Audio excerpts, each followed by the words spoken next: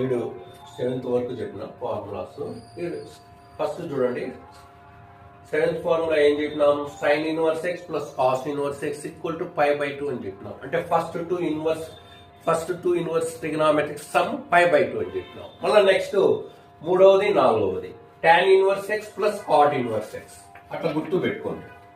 Tan inverse x plus cot inverse x equal to π/2. Next secant inverse x plus cosecant inverse x. Secant inverse x plus cosecant inverse x equal to π/2. First two inverse trigonometric sum అంటే sin inverse x plus cos inverse x equal to π/2. Next ఇవి tan inverse x plus cot inverse x equal to π/2.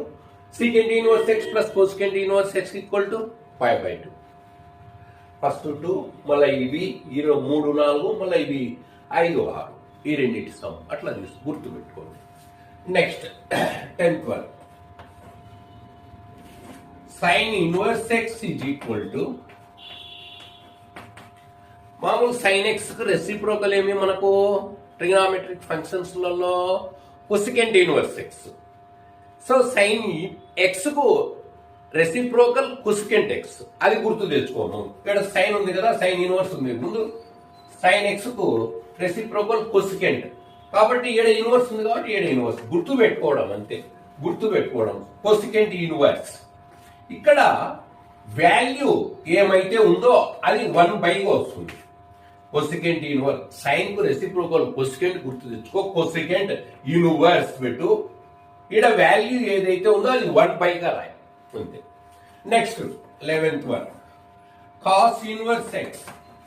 Cos కు reciprocal secant, మామూలు trigonometric by ఈడుండే value రాయి, అంతే. ఇది కూడా same. Next 12th one, sine cos tan inverse x is equal to tan కు reciprocal cot. Cot రాసి inverse, ఈడ value ఏదైతే ఉందో అది 1/గా రాయి. Next cosecant inverse x is equal to cosecant X కు సైన్ ఎక్స్ రెసిప్రోకల్ కాబట్టి సైన్ ఇన్వర్స్ కొసికెంట్